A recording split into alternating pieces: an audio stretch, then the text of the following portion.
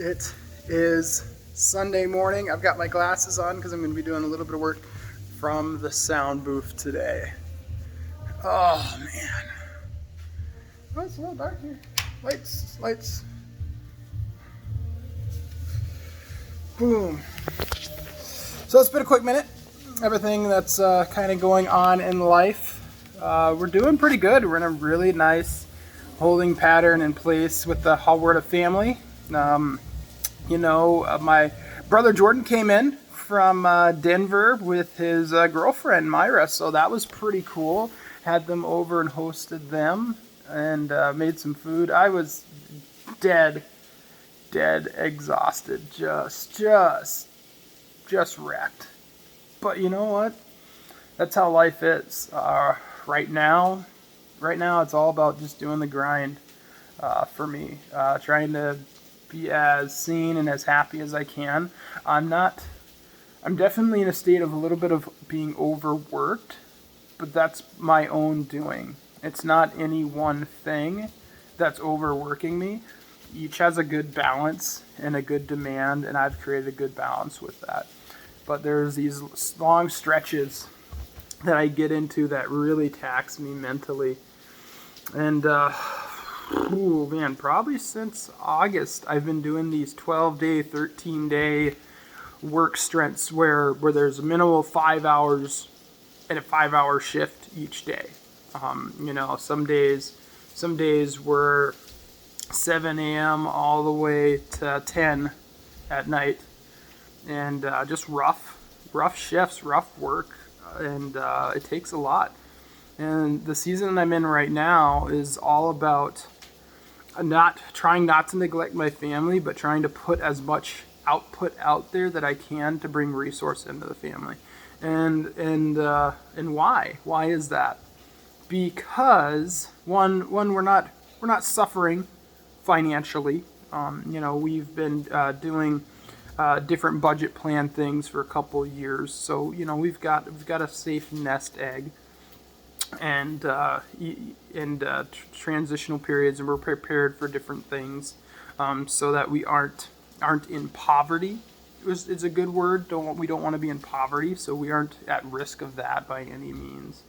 We're building. My goal is to build a legacy of wealth that's better than what my parents had left for them, and doing that now while I'm younger and able to balance it is something that I want to do. And all the work that I'm doing is to try to increase or decrease the length of time that I have to do that without taking away from my family life. And that's a hard balance, right? To be very faith-driven for provision, and also be very business-minded for provision, and saying, okay, my mind and my time are things that I have that I can use to increase revenue into my life, increase our net worth, so that in a couple years I could spend even more time with my family. And that's the ultimate goal. The ultimate goal is to be able to spend as much time possible with my family and have as much freedom of schedule. My goal is to shift more things to where Dan Hallward chooses where he's at, not someone else chooses where I'm at. And I don't mind if I'm at a place that I love being, it doesn't matter.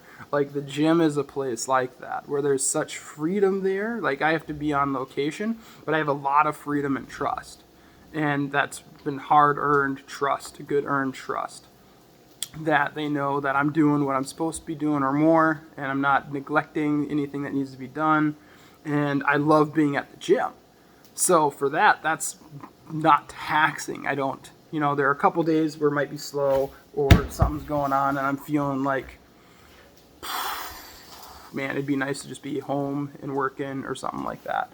But man, being able to just hang out, work out, do work, it's all great. It's all fantastic. And so that's a great one that I have. But, there is that end goal. What is the end goal? What do you work towards? Well, I'm not working towards retirement. I'm not working towards when I'm 60, because if that's all I'm doing, then there's no drive to do anything. And you ask, well, why is that? because I've been putting money in to my 401k since I was 18, and then I'm putting some stuff into a mutual fund that's going on. So from a time standpoint, I'll be fine for retirement. Not worried about retirement. I'm worried about not wanting. I don't want to have to work a 40 to 60 hour week for the next 40 years. I don't want to do that. The next 30 years of my life, that's not my goal. My goal is to shorten that amount of time, to be able to just be at home with my children almost whenever I choose, or only have to work part-time or something. So I'm trying to build a network that provides for my family, and it provides freedom for my family. And all of that really stems from Sheila passing away and Sherry passing away. They died in their 50s. So by that clock, I might only have, oh good Lord, I could have 24, 26 years on that clock that they had. And I know if they had known that was when the time was coming, they would have made different decisions, different focuses in life. And by faith, Sherry had the know-how 6 years ahead of time. And Mom, Sheila, didn't. And those two things really changed my outlook on things and really changed how I wanted to work and produce. And so that's what's going on. And so that's what shifts my thinking and stuff. And so what brings me joy, what brings me time with my family, and what's going to overall bring freedom are kind of my three things that I'm dialed in on right now. And so we're doing this I re-geared our budget and stuff like that. And so that's just how it is. I don't know why I'm talking about finances. It's just on my brain. Is dialing in and optimizing resources. Yeah. Optimizing resources. That's what I'm trying to do. So you just do what you got to do to achieve your goals. Set a goal, and you work as hard as you got to work, and you trust that the places that you're at are going to take care of you and are going to lead you to better things. And sometimes that means starting over a little bit, or it means going through a grind and proving yourself for a while.